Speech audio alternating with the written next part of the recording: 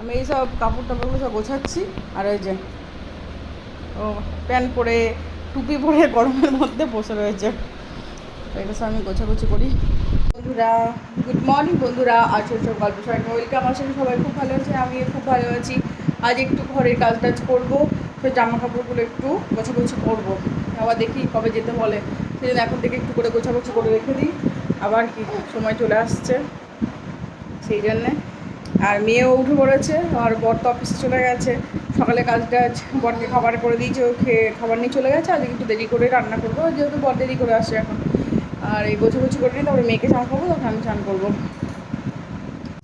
চান ধান কমপ্লিট হয়ে গেছে, করলাম বেলা করে সব কাজ টাজ করে। আর এবার দেখি রান্না করবো। মেয়েকেও চান করে দিয়েছি। আর বাইরে কি রোদ বাপরে, একটা লোকজন নেই, বাইরে পুরো ফাঁকা।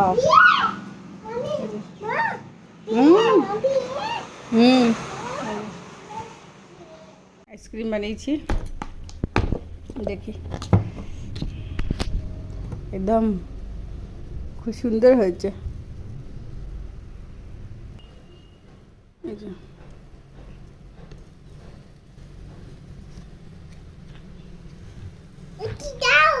রাখো রাখো, এই যে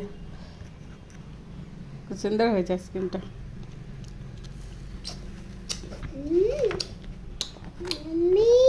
ইয়াম্মি, নাও নাও নিয়ে নাও।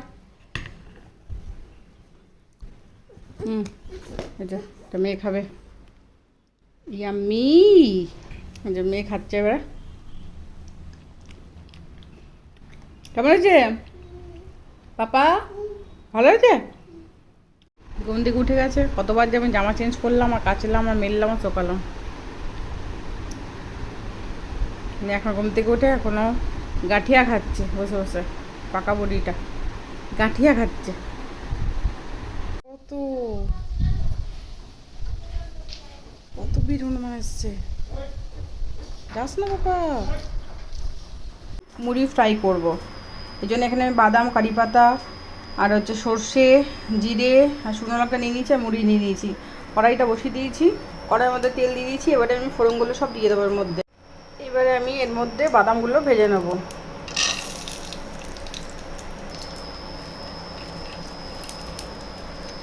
এর মধ্যে আমি নুন দিয়ে দিচ্ছি। বাদামগুলো ভাজা হয়ে গেছে, এবারে আমি সব ফোড়নগুলো এর মধ্যে দিয়ে দেবো।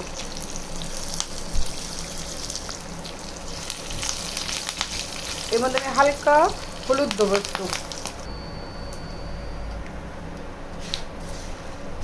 একসঙ্গে সব ভেজে নেবো।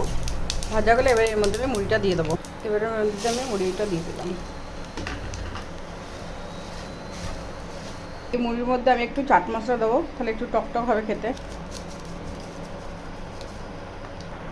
আমার মুড়ি রেডি হয়ে গেছে। এটা আপনারা পেঁয়াজ টিয়াজ দিনই তো, সেজন্য এটা আপনারা শুধু কোটোর মধ্যেও রেখে দিতে পারেন, অনেক দিন ধরে থাকবে। আর পেঁয়াজ দেওয়া থাকলে এটা মিয়ে যেত। জল দিয়ে ভাত আছে আর পেঁয়াজ আলু ভাজা করছি।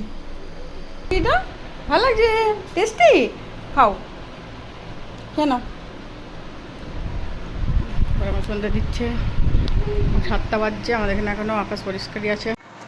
গাটা ধোয়া হয়ে গেল, এখন বাজছে 8:30। একটু ভাপড়ে প্রাণটা এলো, তো গরম আজকে।